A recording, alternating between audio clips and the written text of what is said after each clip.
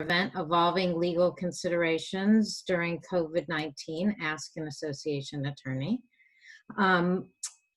I know that everyone is very familiar with Zoom these days, but just in case you need a refresher, I'm going to go over some logistics. At the bottom of your screen, you'll see a Q&A button and a chat button.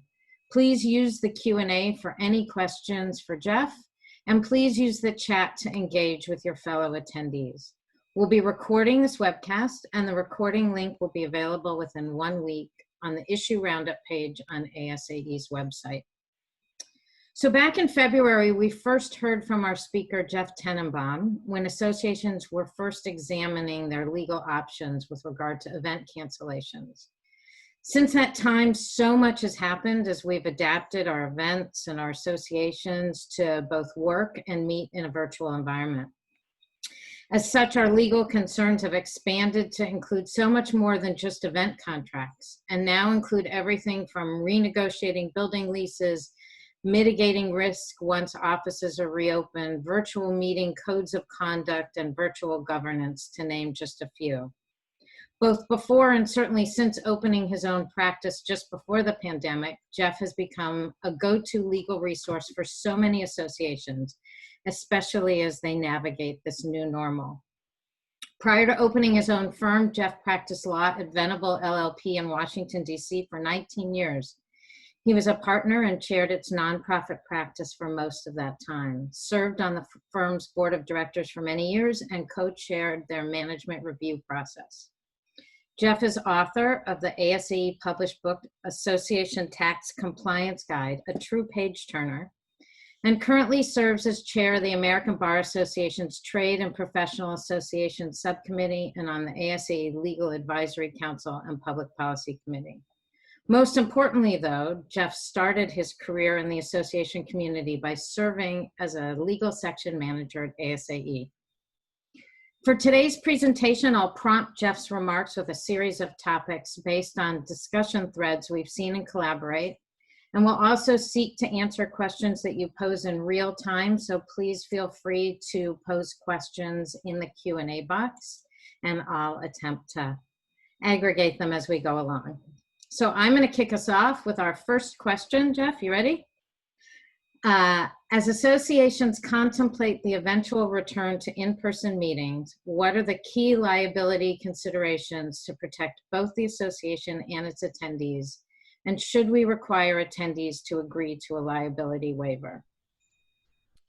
There's a lot there. I will keep this brief. And as good afternoon, everyone. Good morning to those of you in the West Coast.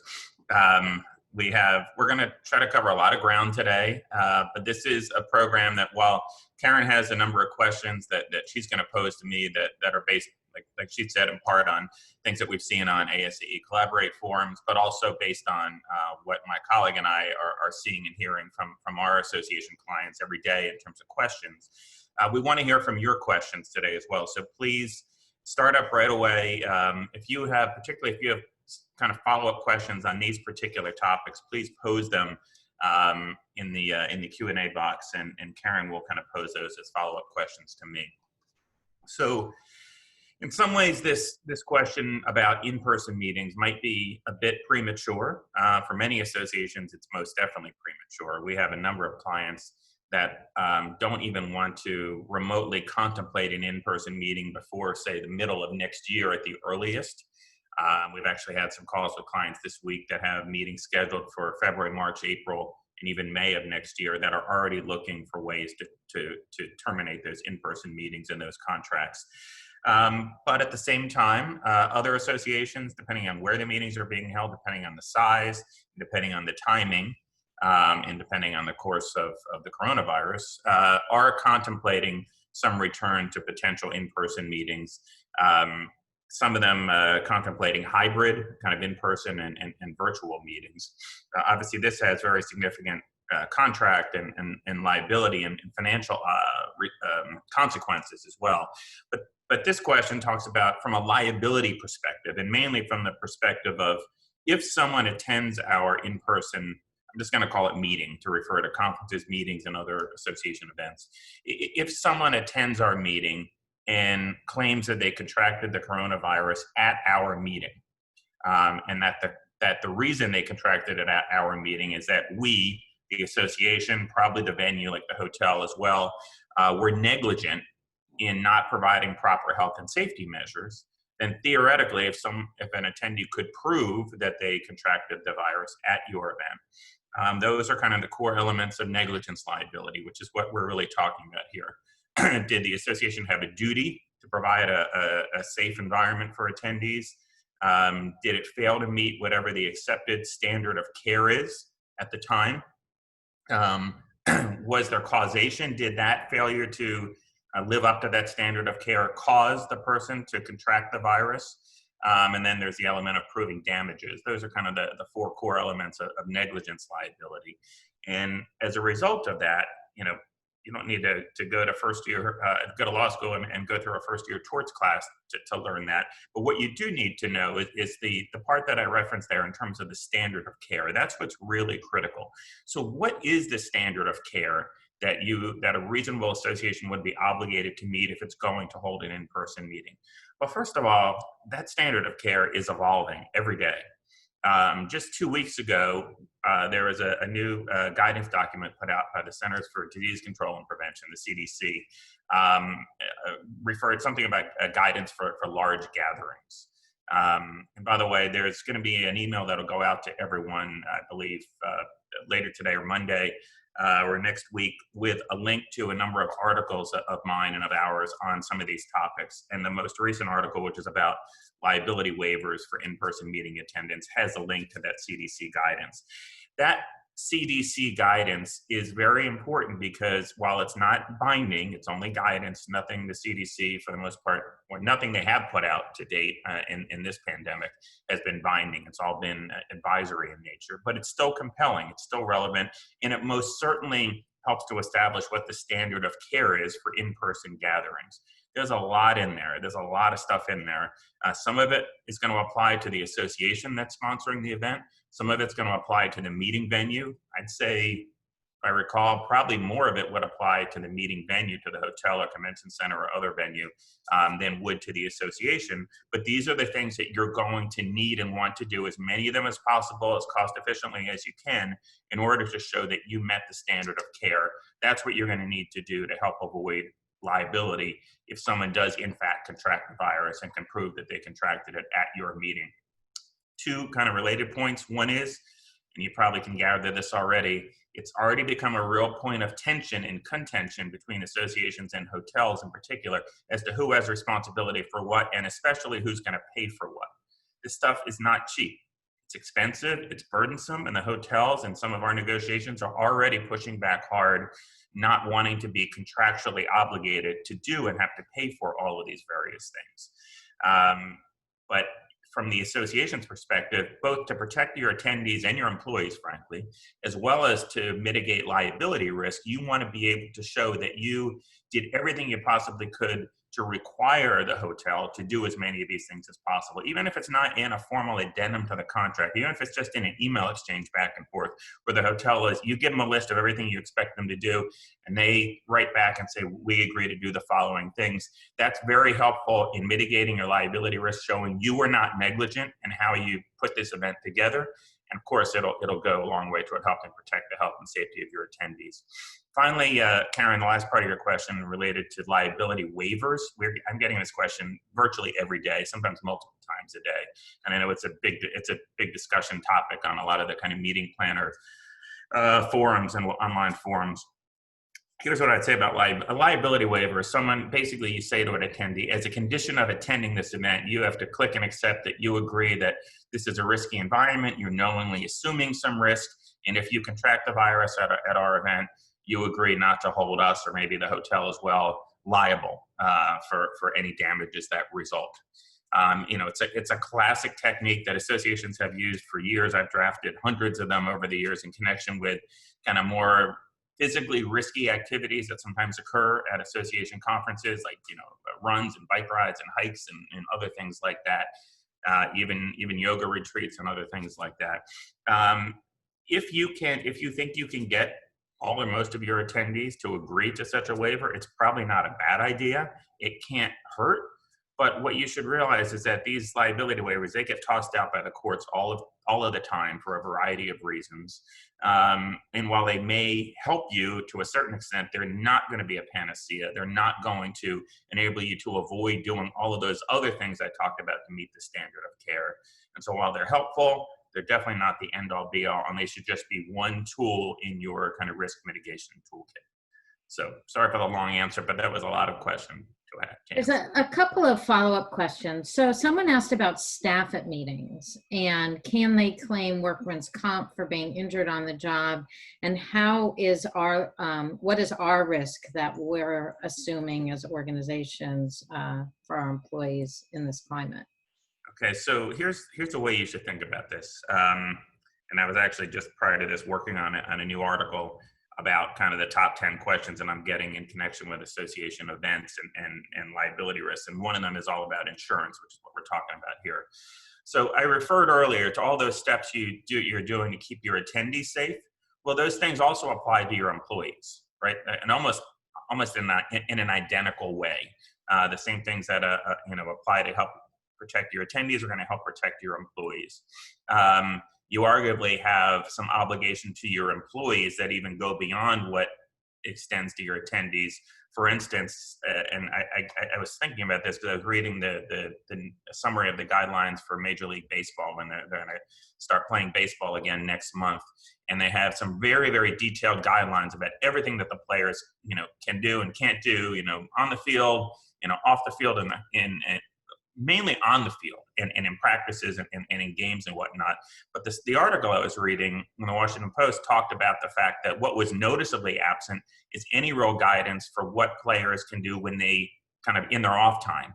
And that's, of course, a real risk, because if a player is going off socializing, going to bars, not wearing masks, doing other things, and then comes back and infects their teammates, that creates, a very significant risk. And think about it, the same thing can apply for your own employees. Now, it's going to be very difficult to kind of regulate, your overall attendees' behavior at conferences, although we're probably talking a bit about codes of conduct. But certainly for your employees, I think you have a more heightened obligation to do what you can to regulate their off-time behavior, at least in connection with conferences. When they're off-site at a multi-day conference or something like that. But the question really related to insurance. And so you do all these things to show you're not negligent, to try to protect everyone, but you still get hit with a suit, right? You can never stop someone from suing you or filing a claim, whatever the form might be, in the courts, administrative form or whatnot. On the attendee side, what you have to help protect you is called commercial general liability insurance, what a lot of people call slip and fall insurance. Something that virtually every association has, very common, very standardized. All of the major policies are all the same. They're based on the same standard form. And at least for now, none of them include any exclusions for communicable diseases.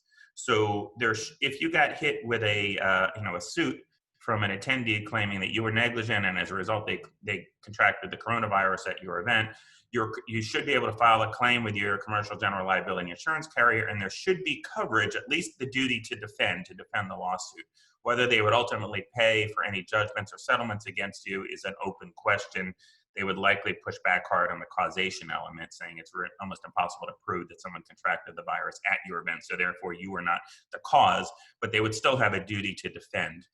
Similarly, with respect to employees, that's sort of the same circumstance that evolved, and the employee files a claim. That's generally going to be covered under workers' comp, because it's an employment-related event. And similarly, workers' comp insurance policies generally do not include, or at least for now, any exclusions for communicable diseases. So yes, as essentially an insurance safety net, your workers' comp should provide a defense for those sorts of claims. There are no communicable disease exclusions to date in workers' comp policies. And again, that same caveat about whether they would pay for ultimate claims is yet to be seen. But workers' comp is basically a mechanism where employee claims for kind of personal injury and property damage, that's where they kind of have to be funneled in order to be dealt with in most states. Jeff, there are a few questions about standard of care and the definition of standard of care, Who defines it? Is it the venue? Is it the jurisdiction where the event is taking place? What are those guidelines? So first off, it's something that we learned about in first year law school in torts class, where they teach about negligence liability and the elements, and one of them is the standard of care. And one of the things that you learn from those cases that we had to read and analyze is that the standard of care can come from lots of different places. You first look to applicable law, right? Is like, for instance, right now, some states and a lot of cities and counties are issuing very particular guidance for the conduct of larger gatherings. In fact, I was just reading something this morning about some new guidance that was put out, I think yesterday or today, from Prince George's County, Maryland, in the DC area. There's a big Gaylord property there. And that guidance, which I believe applies to gatherings up to 50 people, has some very specific social distancing requirements and whatnot. That is part of the standard of care. So if you're holding an event at the Gaylord National Harbor that fits within the number of people, you are obligated to follow those guidelines that the county has put out, in addition to whatever applicable guidelines might be in place from the state of Maryland. That's part of what forms the standard of care. What the CDC has put out for large gatherings is another component of what forms the standard of care. And not, I would say ironically, but it's not really ironic, associations in different industries often put together standards that help to form the standard of care. In fact, I've seen many times over the years that like standard setting that's done by associations is often used in litigation about, in tort suits, saying that this was the established standard of care, for doctors, for manufacturers of a particular product or whatever else. And, you failed to follow these voluntary standards put out by associations. If the hotel has certain guidance, for what its groups that come in to do events at the hotel have to follow, that's part of the standard of care. So all of those things are relevant, and they all help to form the standard of care. It will evolve over time, right? The standard of care right now, when there's no available vaccine, is going to be very different from maybe the first 3 or 4 months when vaccine, or probably multiple ones, start to come on the market, but before they're widely available and widely administered. So it's kind of a rolling thing that you always have to keep an eye on. Obviously, the more that you can do, the more of these things you can follow, the better off you're going to be in reducing your liability risk. And one other kind of corollary point to this that I forgot to mention earlier, and it was an idea I got from a client earlier this week, is that if you were going to go the waiver route for your attendees, it's not a bad idea to, in addition to the waiver where they're releasing you from liability and voluntarily assuming risk, to also have them affirm that they will comply with whatever rules that you issue for your attendees. So whether it's mask wearing, social distancing, not going off site, whatever the various rules are, particularly the first two, you want to get them to affirmatively agree as part of that they agree they will honor and follow those kind of dictates. I think it's a very, very good idea. Let's shift gears a little bit to our to the second aspect of events, which is mitigating cancellation and attrition penalties. And what are the strategies that we should be employing, and how has it changed from 2 to 3 months ago in terms of event cancellation? And just adding on to that, a couple of questions have come in with having to do with organizations having issues canceling events in a few months. Like, what is the window that that people should be looking at for when they can cancel their events? Okay, first off, this has been my life for the last 3 months, is counseling associations through these meeting cancellation issues. I've worked easily with over 150 different primarily national associations on all of these issues, and for many of them now on multiple different conferences and events. This also, and I've also done probably 20 plus different webinars on this topic as well. So this is a lot to compress into a 5-minute or so answer. And again, that's one of the articles that Karen will be sending out to everyone, which is a lot of very detailed practical guidance on these issues. But even that article, which I wrote maybe, I think my colleague and I wrote together 6 weeks ago or something like that, it's probably started this week or maybe last week, that some of the calls we're having with clients where we kind of talk through these issues and talk through various strategies and options and pros and cons of different options and try to come up with a game plan.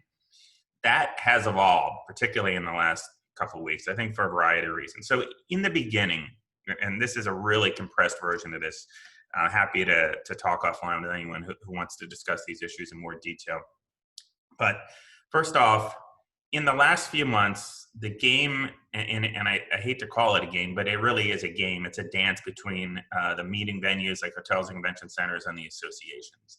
And it's this kind of back and forth legal dance that's been going on to try to figure out a way for the association to be able to cancel, which is pretty much what's happened across the board for the last few months, and for pretty much most meetings, at least through the summer, to be able to cancel without penalty, being able to rely on the force majeure clause in your meeting contracts. That's the clause that says if something happens beyond our control and it has some effect on our ability to perform under the agreement, then we can be excused without penalty. So that's kind of the desired end game, so that you don't have to pay what are otherwise very typically significant cancellation penalties. Most of those clauses say that that unforeseen event makes it illegal or impossible for you to perform under the contract. Some also say inadvisable or commercially impractical, which is a much broader, more flexible, kind of lower standard to meet. But I'd say 85% of the hundreds of clauses we've reviewed probably refer to illegal or impossible. And pretty much most of the venues have taken the position that the only thing that makes it illegal or impossible for you to perform is if there is a directly applicable governmental ban. And we're not talking federal because there are no federal bans, but state or local bans on your ability to hold a meeting of your size on those dates at our venue. So the geography matters, the size of the meeting matters, because these bans on large gatherings vary by size, and they will increasingly that'll become even more important as more gatherings start to be allowed, and then the location, obviously, and what sort of applicable state or local guidelines or bans on large gatherings are going to apply. In the beginning, for meetings that were scheduled, we started doing this in late February, early March, for meetings that were scheduled in April, May, June, fairly easy to get away with a successful force majeure termination. Generally speaking, here's the rub here, is that it's all about timing. The closer you can get to your meeting dates. So say there's a ban, say your meeting is 2 months away, and there's a ban on any gatherings of your size in place now, but the meeting won't occur for 2 months. You can't obviously wait until the last minute, although we've actually had some hotels and hotel attorneys actually say that you have to wait until the last minute to do that, which is absolutely insanity. In our experience, though, if you can get within this is what it's been like for the last few months, if you can get within a 60-day window of the beginning of the meeting, and there's a ban in place now 60 days out, we've had probably a 98% success rate I'd say almost 100% cancellation, force majeure termination with the hotels or convention centers accepting a penalty-free cancellation within that window. I'd say what I've told clients is that the maximum I'd like to see is 90 days out. And because there's so many other pressures on associations to cancel the in-person meeting, you're not just driven by the legal considerations. And so I get that. I've heard it hundreds and hundreds of times. And I'd say for the 90-day out cancellations where there were bans in place and the meeting was going to occur 90 days later, we've had probably a 95% success rate. But that is starting to change. It's starting to change as states and cities and counties start to open up their economies. It's starting to change as, frankly, hotels and convention centers seem to be taking a harder line on force majeure termination. We've seen some take really hard lines throughout this, but by and large, most have been fairly accommodating. I'm starting to sense that it's tightening up. And now a lot of probably all of the big hotel chains are starting to work on plans for social distancing, for being able to actually hold in-person meetings and try to honor their obligations under the contracts. And as a result, this is becoming more difficult, even for a meeting that's, say, in November of this year, and we're in late June. To do a force majeure termination now, it's a tough thing to do, to make an argument that there's a fairly high degree of reasonable certainty that ban that's in place today is going to be in place in in mid-November. That's just a hard thing to do, and the hotels push back. They say you don't have a crystal ball, you don't know that. So to say that it's going to be illegal or impossible for you to hold your meeting in our city in mid-November, it's just impossible for you to say. Therefore, we reject force majeure termination, and therefore here's your bill for all the cancellation penalties. So the real and really the only strategy until now, if it was too soon to do a force majeure termination, was to negotiate with the property, generally to try to book a future meeting, generally kind of of the same size and scope, a future meeting in exchange for the hotel waiving or at least reducing the cancellation penalties. And we've had a ton of success with clients in doing that in the last few months. We're seeing, though, that become more difficult. And a lot of the hotels, we've had a lot of success where they just said, okay, you book a meeting 2 years from now, 3 years from now, the same size, and we'll waive the cancellation penalties, or we'll just apply them to the future event. Sometimes they're making associations pay some of that in a deposit, but still not having to really effectively pay any cancellation penalties. We're starting to see that tighten up more, where a lot of the hotels are saying, okay, well, if you rebook, we'll apply 50% of the cancellation penalties to that meeting, but the other 50% you have to pay as a cancellation penalty. It's becoming more difficult. So kind of the new tool in our toolbox, and I hate to look at it this way, but these are tough negotiations, and the hotels and the convention centers are doing the same thing on their side. Kind of the new tool has to do with the discussions about in-person meetings, okay? So what you're going to be forced to increasingly do, again, this is presuming right now what we're seeing is, this resurgence of the virus, and we're seeing a number of states and cities kind of reversing their reopening plans. So this is all subject to what happens here, but presuming, hopefully, this virus gets, under better control going forward and reopening plans continue, and larger gatherings, it might start with gatherings the size of a board meeting, and going to larger meetings as they start to be permitted under the laws and rules of certain states and cities and counties. What you're going to need to do is work with the venue to say, okay, this is a meeting contracted for 300 people. Based on the current social distancing mandates and guidelines, here's what we calculate the kind of space that we would need in the common space in the meeting areas in order to make this work. Show us how you can do this. Show us how you can provide us a space. We're not going to pay you extra for doubling, the space if you even have it. But show us, and here's a list of everything we expect you to do to be able to social distance, to be able to keep it safe and healthy for our attendees. Show us how you can do all of these things. If a hotel in a number of key areas, including on the space and social distancing requirements, is absolutely unable to do it and unable to show you that they can do it, what that gives you is an argument for what's called anticipatory breach of contract. So this is different from force majeure. It might seem similar, but it's different. It really has nothing to do with the force majeure clause of the contract. What it's saying is that if the hotel cannot perform its contractual obligations, with these new exterior, laws, rules, guidance on social distancing and whatnot that are being imposed on the meeting, if it's not able to perform its obligations in a material way, then it has anticipatorily breached the contract. And if that's the case, it would give your association an opportunity to get out of the contract without penalty.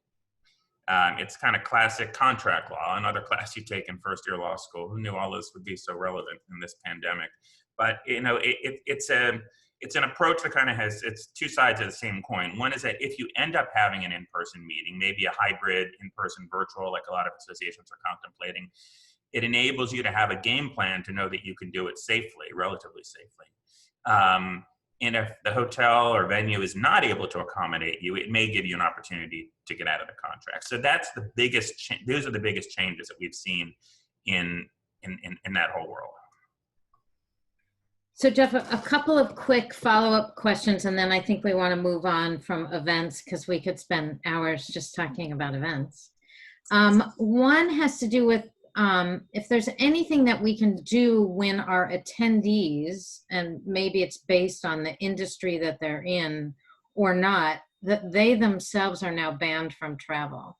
So we know up front that in the current situation, 25% of our attendees who would have come are now being prohibited by their employers from coming to the event.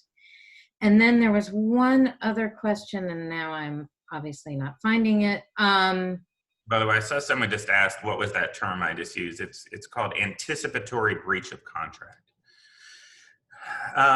Yeah, so that question is one I get just about every day and have for the last few months. fact, yesterday we had a client that said their conference is in May of next year, and in the association in the healthcare space, as a lot of our clients are, but we also have a lot of associations in the higher ed space. Those two sectors have been really hit hard by travel bans and bans on professional education expenses.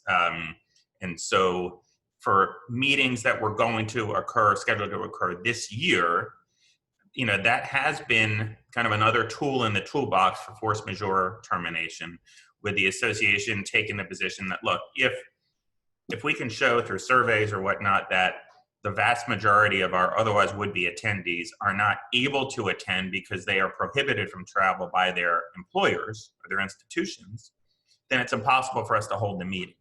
Especially if your force majeure clause has the words inadvisable or commercially impractical. I think that argument is even more compelling. You could still make the argument about impossibility, but I think it's more compelling if you have the more flexible language. That being said, I have to tell you that most hotels and convention centers have scoffed at that position. They have not given it any real credence.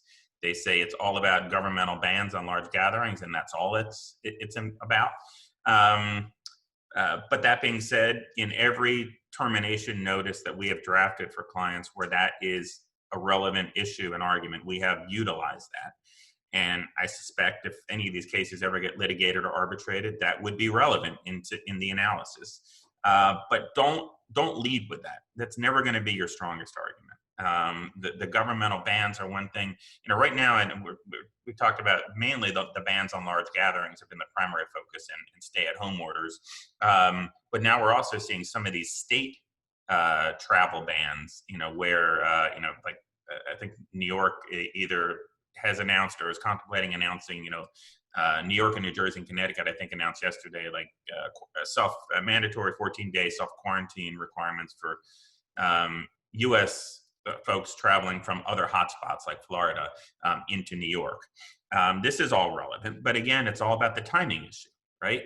How can we? That may be the case today.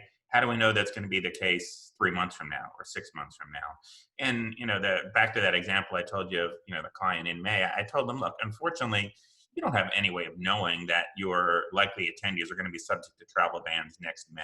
And there's just no way the hotel is going to give that any credence. Similarly, force majeure termination, it's just way too far out to even contemplate that right now.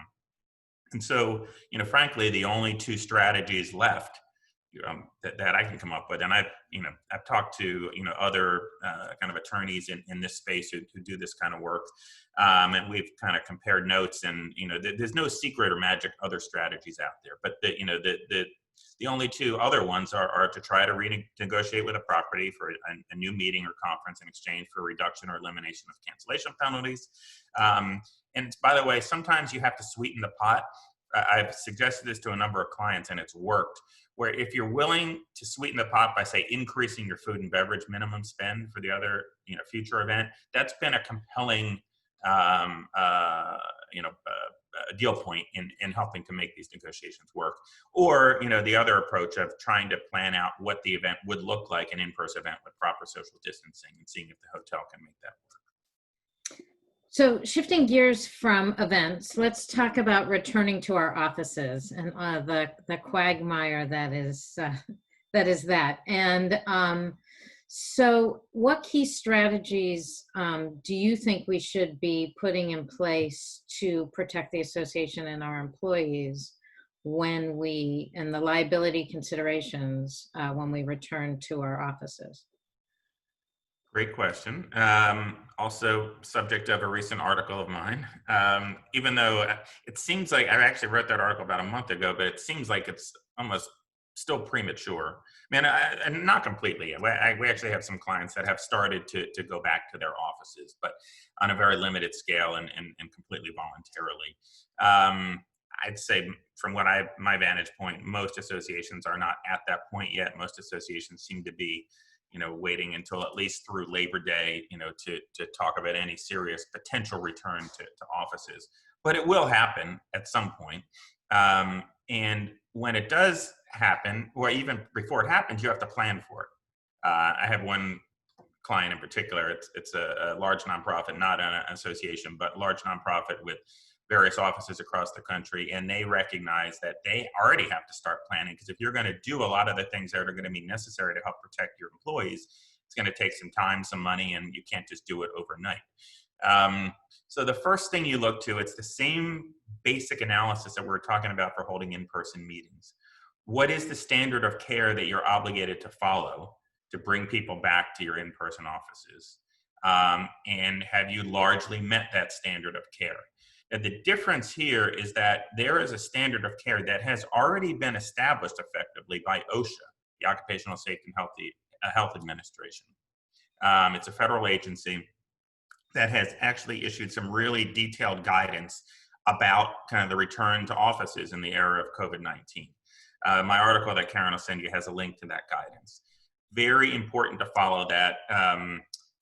Because it's, I can't remember if all of the aspects are mandatory or some are advisory, but regardless, I mean, obviously if it's mandatory, you have to follow it, but even the things that are advisory, which I believe some of it is, it still effectively creates a standard of care for liability purposes. And so you need and want to follow as many of those things as you can possibly do to be cost effective. You know, they involve a lot of the things that you would expect, you know, requiring masks, having people socially distance, you know, not allowing people to gather in common areas, or if you do have very strict requirements about distancing, obviously very regular, you know, frequent and effective sanitation and hand sanitizers everywhere and all of those sorts of things, but also things like, you know, having people staggered, you know, when they arrive in the offices. You know, I've seen a lot of news stories about elevator usage, you know, for those of you that are in buildings where there's elevators, the less people you have coming in and at the same time, the easier it is to be able to social distance in all those types of common areas. Not having everyone come in 5 days a week, but again, you know, staggering when people come in, making it, some of this is from the OSHA guidance, some of this is just from other best practices that I've read about. You know, things like, and what I put into my article too, things like making the return voluntary, at least for a period of time, and especially for people who just don't feel safe. Certainly requiring people that have any ill health effects, requiring them to stay home and not come into the office. You know, requiring them to self-quarantine for 14 days if they, you know, once they recover, or if they contract the virus. You know, all of those sorts of things are going to be important to do. And you know, they're not going to be easy things to do. So, you know, one of the big things that we've seen in recent years is so many associations have gone to these open office environments. I'd say I'm in DC, and I'd say the majority of the offices that I've been to of my clients, which is a lot of them in DC, the majority have those office floor plans with all these cubicles and whatnot. Probably the worst thing from a social distancing requirement. So how you make that work, you know, do you space it out every other cubicle? Do you put, you know, plexiglass partitions in between cubicles? These are all things that associations and other employers are dealing with. The ventilation systems are a big issue and question, particularly in, say, older buildings that don't have as effective ventilation systems, trying to get air in from the outside. And I am by no means an expert in any of these things, but these are the kinds of things that you need to think about and look at the OSHA guidance, but look at other best practices that are out there. There's some associations that have put out some best practices for this stuff. Take a look at all that and do as many of those things as possible. And if you do all of those things, if someone does in fact contract the virus in your office or traveling, you know, so all this, you know, these same rules are going to apply when someone is going to meetings, whether it's travel in the same city, whatever, during work time, you know, or on behalf of your employer, your association. These things, you're going to have to put guidance in place for that as well. But if you can show that you were not negligent in how you brought people back to work and what you required them to do and what you did not require them to do, all of those things, it's going to go a long way to showing that you were not negligent as an employer. And then, of course, like I said earlier, you do have that workers' comp as kind of a safety net. You know, and I've gotten the same question about waivers. Can we have our employees sign a waiver? In the employment context, it's virtually useless to do that, because courts say that unless you're going to offer some additional consideration for someone signing the waiver, if you require an existing employee to sign some sort of a waiver like that, it's not going to be valid. It's going to be tossed out by the courts if someone ever challenged it. There are a few follow-up questions about what if your employees want to work from home permanently? And that's not been something that you've had before. I don't know that you'll have a recommendation writ large for something like that. But also, if you've been really successful in working remotely, the case for coming back or not coming back, um, renegotiating leases, things of that nature. What are some of the things that you're seeing in the clients that you're working with? All of the above. Seen all of that. I have some clients that have decided they are going 100% virtual. They still are stuck with some office leases, and they're going to have to just try to negotiate their way out of it. Probably take some sort of a financial hit, basically paying a penalty to be able to get out of it early if they can, or just continue to maintain the office space, but for a reduced number of employees. We have some that I've had some CEOs tell me, look, I know my employees love this, but they're not nearly as productive as they were when they're in the office, right? And that's not across the board, and I think for most of us, we'd say we're equally productive, if not more so, at home with less distractions and less commuting time and everything else. But I have heard this. I'm not making this up. That some CEOs and other managers have said that their people are not as productive working from home, and they want them to be back in an in-person office environment, at least for part of the time. So every association is different. Whether you decide you want to allow all or some of your folks to work, remotely, virtually on kind of a permanent basis or not, there's so many considerations that go into that, and that's not for me to weigh in on. From a legal perspective, though, you do have some considerations there in terms of basic employment law considerations that we've dealt with for years, from kind of the advent of the possibility of telework, probably, 30 years ago, 25 years ago.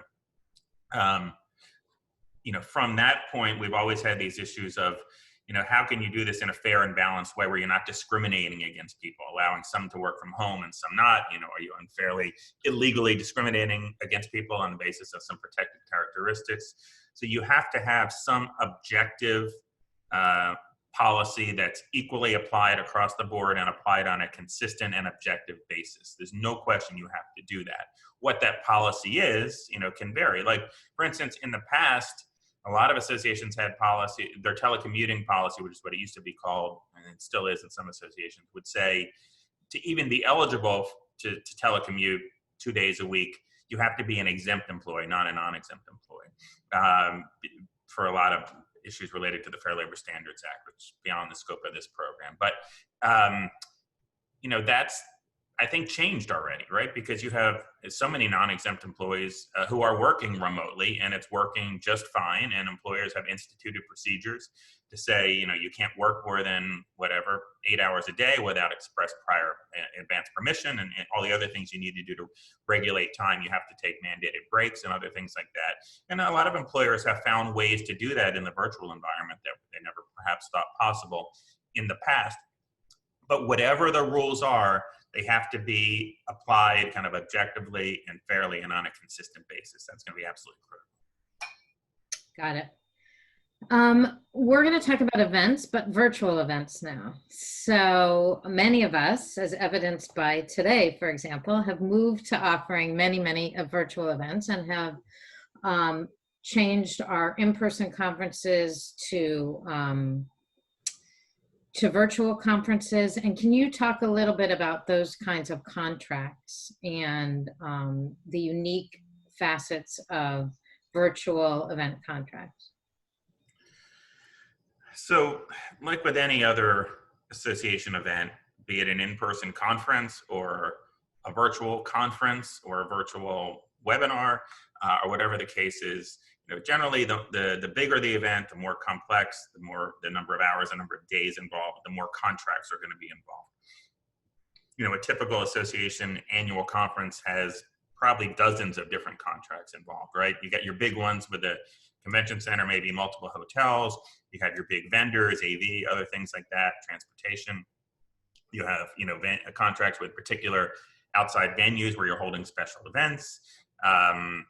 You have contracts with speakers, you have contracts with exhibitors, you have contracts with sponsors. You have so many different contracts involved. So you got to think about it broadly. We're not just talking about, the big event contracts.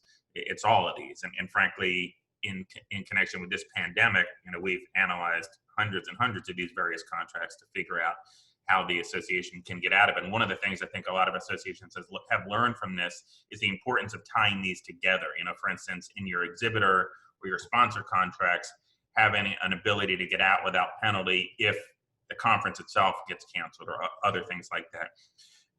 A lot of these same principles apply to virtual contracts. And frankly, these two are linked because if you were going to do an in-person event, an in-person conference, and you had all of those different contracts that I mentioned. So while the hotel and convention center contracts and probably the AV contract and the transportation company contract, those you're going to dispose of, deal with however you can, force majeure, pay penalties, whatever. But some of those other ones are effectively transferable, to the virtual contract. And associations have been dealing with this and struggling with it, frankly, because you can do virtual trade shows. You can have sponsors online at virtual conferences, but it's a very different construct, right? And the exhibitors, the sponsors, whoever else might not feel that it's worth the same dollar value. I'm sure ASAE is dealing with this right now in connection with the transition of its annual meeting, to a virtual conference. So a lot of these things have to be renegotiated. Same thing with speakers and everything else. So what is your ability to get out of your old contracts and enter into new ones or amend them? What's the willingness of the other side, to amend it? Are they going to accept lesser payment? All of these things are really difficult, and you have these kind of transition elements from the in-person to the virtual. And these are not easy things to deal with. On the virtual side itself, what are some of the things that are unique, to a virtual conference? Well, one of them is that, unlike the in-person conferences, these are very tech-heavy, contracts, or events, I should say. And so the technology that's involved is absolutely critical to making these all work. And so just like any other, we deal with hundreds and hundreds of, tech-related kind of vendor contracts for associations every year. And all of the same issues that we deal with there, we're going to deal with here too. Things like performance standards. And what happens if they don't meet certain performance standards? And what's your ability to terminate prior if you're not happy with the way things are going? What sort of penalties are there? Do you have exclusivity clauses? Say you had a contract, which most associations do, with another company that you were using for your regular webinars. Does that contract have some sort of an exclusivity clause that requires you to go to them first, to give them the first right of refusal at hosting your virtual annual meeting? Or can you go elsewhere? It all depends on how a lot of these contracts do have such a clause, but it depends how it's written. We've helped advise some associations on that. And also in other contexts too, like certification programs, where there was in-person certification testing and now you're going to a virtual certification testing. Does the contract with the party for the in-person testing have some exclusivity clause that applies in the virtual world? These are some of the kind of things that you have to look at. Remind me, Karen, I do want to come back and talk about some kind of issues with speakers and copyright issues. Yeah. We'll deal with that separately. Right. Well, that was going to be my next question. So we can go right there, which is both in terms of if you cancel your in-person conference or meeting, what flexibility are you seeing in speaker contracts? And then how does that transfer to a virtual environment? Okay. So first off, there's not a lot of commonality that I've seen among the speaker contracts. They're all very different. Some have some force majeure provisions, some don't. Your ideal situation is you have a force majeure provision that enables you to terminate the speaker contract without penalty. Or it has something that says if the in-person conference gets canceled, then there's no obligation to perform under the speaker contract, right? That's the ideal situation. Then you're out, you're clean. And if you decide you want to negotiate a new contract with that speaker for your virtual conference, you can, but probably at a lesser dollar amount, obviously no travel expenses, all the other sorts of things that go into it. If you don't have that ability to get out, then it's all about negotiation and transitioning it to the virtual. Hopefully, maybe you're going to have to pay the same amount. Hopefully you're not. I think generally across the board, what we're seeing is that most virtual conferences aren't bringing in nearly the same revenue, and you can't charge nearly the same amount as an in-person conference. And so thus, on the expense side, you want to make sure that you're not, that your expenses are a lot lower as well. So all of that is really important on those speaker contracts. We did have a question that someone had submitted in advance of this program, and it's an issue that I've been dealing with a lot too, and that is, I think more related to your volunteer speakers, which frankly for most associations, that's the bread and butter of most of their speakers, right? You have your big high profile paid speakers, which is kind of what I was just talking about. But the vast majority of your speakers are your members and other volunteers who don't get paid for doing this. And that's great. And, I'm involved in some of this. I'll be speaking at the ASAE virtual meeting and doing the American Association of Medical Society Executives annual virtual meeting and other things like that. Those groups, including ASAE, they have speakers like me and all the others sign a form. And actually, I love the ASAE form because I actually drafted the original version of it years ago for ASAE. It's very well done.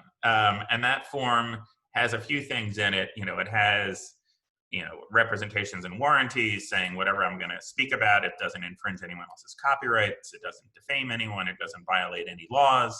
I'm not going to use it as a stage for self-promotion or other advertising or other things like that. And then it importantly has a provision that says that I'm providing a copyright license to my speech and my materials, PowerPoint presentation, any handout materials, other things. I'm giving a broad license to ASAE to use that material in any way that they want, not just at the conference, but in the future in any other way. This has been a best practice for associations to utilize for years. It's a very simple, easy thing to do, so critically important to do. And if you fail to do it, it can cause so many problems down the road. Now, if it's a very broad, kind of well-worded copyright license like that, then it's probably going to apply almost in the same way to an in-person meeting versus a virtual meeting. But what we've seen is that a lot of these are not written as broadly as they could be or should be. And they're really written for that in-person conference and not for the virtual conference. So what you're going to want to do is look at your speaker forms, your speaker agreements, whatever you call it, and it should be an agreement because you want to make it binding, to make sure that it applies in the virtual world in the same way that would in the physical in-person world. And it's a good opportunity, frankly, to look at it and make sure it's doing all the things, that it has the appropriate representations and warranties I talked about, that it has the broad copyright license. You want it to be a non-exclusive, but unlimited use, worldwide, royalty-free license to use that material in any way that you want in the future, in that form and anywhere else. So it's a good opportunity to perhaps, revise and improve on your speaker form. And one other thing that's related to that involves copyright. Because, spoken words like that, written words, written materials, PowerPoint presentations are all subject to the copyright laws. And you want that kind of license, which is permission to use. And by the way, a license does nothing to the ownership of the materials by the speaker. And you want to generally make it clear that you're not asking them to assign ownership to you. It's not an assignment, it's just a license. So it doesn't at all affect their ownership rights. And if it's a non-exclusive license, it doesn't affect their ability to use it or license the material to anyone else. But another kind of companion point that a lot of folks get confused about is the release. So you have copyright law, but then you have something called the right of privacy. The right of privacy is a state-based kind of common law principle that involves, there's the right of privacy and the right of publicity. The right of publicity applies to famous people. The right of privacy applies to the rest of us. And the right of privacy is different and distinct from copyright. So when you see in that form, you give us the right to record the presentation, video, audio, whatever the case may be, and use it in any way we want in the future, and to use your biographical information. This stuff relates to the right of privacy, not to copyright. So actually, if you think about it, like when actually ASAE is recording this webinar, and the recorder of whoever is recording something, that's the entity that owns the copyright to it. Believe it or not, that's the way it works. The photographer, the videographer, they're the ones that owns the copyright. If for associations, if you hire a videographer to come film things at your event, you want to make sure in the contract that they are assigning the copyright over to you guys. That's from a copyright law perspective. But from a right of privacy perspective, I have certain rights as a speaker, which is why it's always a best practice for, if you as an association are going to record people, that you ask for their consent to be able to record you, to use your biographical information, and to do whatever you want with it in the future. It's kind of like a combination. You want to cover yourself from the copyright perspective and from the right of privacy perspective. Very important. So there's been a flurry of people asking us to now send ASA's speaker agreement out. So we will do that as part of the documents that we send. Note that it is, a work in progress, because as we're all transitioning from in-person meetings to virtual meetings, we're learning more about what we should be putting in these agreements and what we shouldn't. And speaking of learning about these things, something that we have just started at ASE working on is a code of conduct for virtual conferences for attendees. Jeff, can you speak on this at all? I know I'm throwing this as a curveball. It's right here, the ASE Virtual Meeting Code of Conduct. I printed it. You were prepared for the question that I wasn't planning to ask. That's awesome.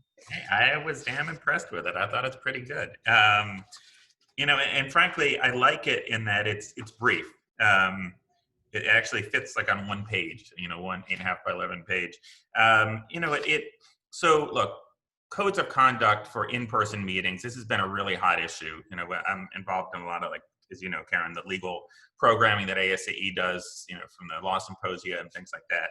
And, that's been a hot topic at that kind of programming for the last several years. It's been a hot topic in the articles and other things that we write from the Legal Advisory Council and things like that. And that's because, frankly, there's been a lot of bad conduct that has occurred at a lot of association meetings. I deal with this stuff all of the time, unfortunately, advising clients on various complaints, some harassment related, some other, that derive from in-person conferences. I have to say that the vast majority of the kind of the bad conduct at issue, the complained about conduct at issue, is alcohol related. It often, I'd say 90% of it is, bad conduct that occurs when alcohol is involved and people's judgment is impaired. Obviously, with a virtual meeting, you're not going to have those same issues. At least maybe you are. I don't know. I actually just reviewed this liability waiver for a virtual stair climb, and when I first saw the email from the client, I thought, wait, it's virtual, right? How can there be any physical harm? But I guess you're actually following something online, and then you're doing this stair climb. There is actually physical conduct involved, and so it was kind of a release, a waiver and liability release it was a charity to the charitable organization. But anyway, bottom line is, for virtual meetings, the type of potentially offending conduct is going to be different, right? But there is a lot of the complaints that we deal with are also involve online activity, particularly forums, online forums like ASE has and most associations have. Harassment, intimidation, discrimination, all of these sorts of things. We deal with this all of the time. For as long as I remember, even I think when I worked back at ASE, when I was going to law school at night, I worked on some model, back then it was called a listserv, kind of terms and conditions, for kind of participation, which, ASAE still has some version of those that they utilize for their forums, that when you first sign up, you have to click and accept that you agree to follow those things. Essentially, the way I think of it from an attorney's perspective is that your virtual code of conduct is going to be kind of similar to what you have for your forums. And in fact, if you look at ASAE's, it's pretty similar. It's actually briefer than I think the rules that apply to the forum. But in some ways, if you already have good rules for your online forums, that's where you probably want to start to kind of adapt it to your virtual conference. So this thing talks about unacceptable behavior, harassment, intimidation, discrimination, verbal abuse of any attendee, speaker, etc., disruption of presentations during sessions. Presentations, posting, or messages should not contain promotional materials, job offers.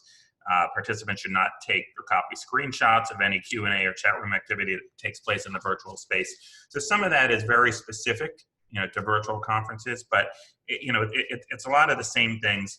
You could probably, I know this is a work in progress, it could probably have some of the other things that I often put into those online forum terms and conditions, things about, no defamatory comments, no posting of anything that infringes anyone's copyrights or trademarks, no invasion of anyone's privacy rights, no discussion of anything that could violate the antitrust laws. Some of these other things that, frankly, because they're, at least what I've seen, a good virtual conference meeting is going to have a fair degree of interaction amongst the attendees. So all of the things that could occur on a forum could also occur at the conference. So, just suggestion, we might want to, expand this thing a little bit, but it's a good start. And it is very important to have one of these things. And frankly, where it becomes real, well, it serves two purposes. And you can say this about a lot of different types of policies, from codes of ethics to other things. It's prophylactic in that it helps to protect the association from a liability perspective. If someone does something, some person harasses another one, and that person, threatens to file a lawsuit that, they were defamed or they were emotionally abused or whatever the case might be, the fact that you have a policy in place that prohibits such conduct can go a long way toward protecting the association from being held liable, right? The individual member or whoever, the offending conduct, they may be held liable, but we want to make sure that the association itself doesn't get held liable. So having a policy against it can be helpful. And of course, enforcing the policy as soon as something comes to your attention, taking some prompt corrective action is also very important to helping mitigate your liability risk. But then it's also important when you want to take some disciplinary action. We see this a lot. It's a lot easier to suspend someone from future attendance, or we've even had some where someone gets kicked out of the association as a member for some really, really bad repeat offending conduct, things like that, or ineligible to run for office or other things like that. You want to be able to point to rules and codes that prohibit this conduct and that the person repeatedly violated them. I do want to take a minute to mention to folks that we did list this as going until 3:15. So I know that some people are starting to write sort of concluding comments in the chat and the Q&A, and let you know that we're not quite done yet. More to come. So we're going to switch gears one more time and talk a little bit about governance and things like voting, and how have you seen governance processes moving virtually? I know you're going to be shocked to hear this, but I wrote an article on that too. This is what I do during the pandemic. I write articles and give webinars. I wrote an article all about association governance challenges during the pandemic. I would strongly encourage everyone to take a look at that article, for two reasons. A, because it talks about far more nuance than I'm going to be able to get into in a few minutes here. But B, it's like a lot of these things, these are good opportunities to look at your governance policies, your bylaws, your policies, procedures overall to try to make improvements. And maybe you're making some changes, fixes because of the pandemic to be more flexible and allowing, membership voting or membership meetings virtually, things like that. But it's a good opportunity to review them perhaps more broadly and try to make improvements, try to comport with best practices, things like that. But in the governance area, one of the biggest effects of the pandemic has been the inability to hold in-person membership meetings. Perhaps in-person board meetings, well, certainly in-person board meetings as well, but in-person membership meetings in particular, because in the past, so many associations where members have certain voting rights, like the ability to elect officers and directors. In many instances, that occurs at, say, the association's annual meeting. And that's where the actual voting and election occurs. Some people voting in person, some giving their proxies in advance. But in the absence now of in-person membership meetings, certainly for the last few months and probably for the foreseeable few months, if not longer, that's not possible to do. And so, but you still want to have elections, right? Most associations have still gone ahead with their usual election cycles and terms and whatnot, and not suspended those or extended them. But then you go to your bylaws and you say, okay, what's permitted here? And what you'll find, a few kind of key points to point out here. And like I said, this is discussed in much more fulsome way in the article. One is you got to distinguish between kind of four different things: two types of board actions and two types of membership actions. So for board actions, you have board actions that occur during a meeting, in person or teleconference or video conference, or actions that occur outside of a meeting. And then for membership actions, you have membership actions that occur at a meeting, those participating in person or by phone or video, or by proxy, and then actions that occur outside of a meeting. Those are four different constructs that are generally treated differently, each four of those treated differently in the State Nonprofit Corporation Act. And your association is governed by the State Nonprofit Corporation Act of its state of incorporation, not where you're located, but where you're incorporated. Those laws have certain requirements for all four of those things. Like, for instance, for board meetings, they say, almost every state says that boards can have a meeting in person or by any other means where everyone can simultaneously hear each other. And that's a same legal effect. For actions outside of a meeting, most states, there's a few exceptions like Texas, but most states say that the only way a board can take action outside of a meeting is by unanimous written consent, effectively meaning all board members vote and they all vote the same way. And most states say that can be electronic. For membership meetings, there's generally more flexibility. Almost all the state statutes say that, almost all say that membership meetings can occur either in person or virtually, audio, video conference, as long as everyone can hear each other.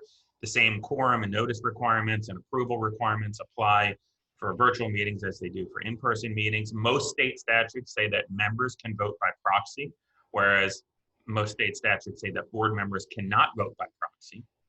And then for the fourth one, membership actions outside of a meeting, most, but not all, state statutes say that members can vote by mail or email ballot, and that it's the same approval and quorum requirements as at a meeting, and that can happen by email as well.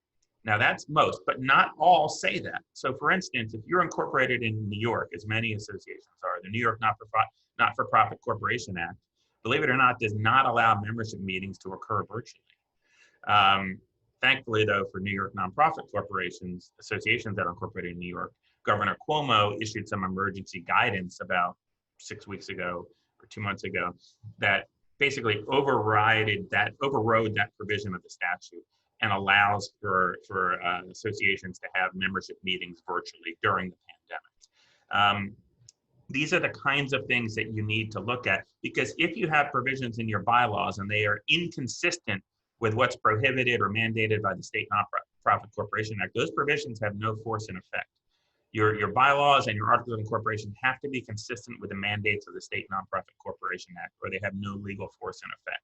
So this is a good opportunity to go back to your bylaws, compare it to your state statute. Usually want to work with legal counsel who's experienced in this area to help you with it, and make sure that you have the maximum flexibility needed to be able to fully and effectively govern your association during this pandemic.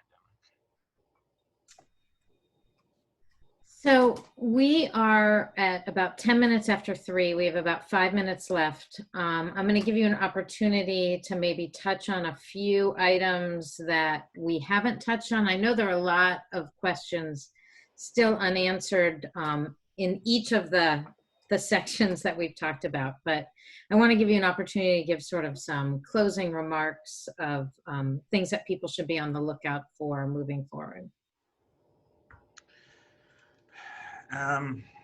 Sorry, put you on the spot there. Fine. I'm just trying to make sure I kind of touch on the most important issues. Frankly, I think we have touched on many of the key issues that I wanted to talk about. These are all really complicated, complex issues.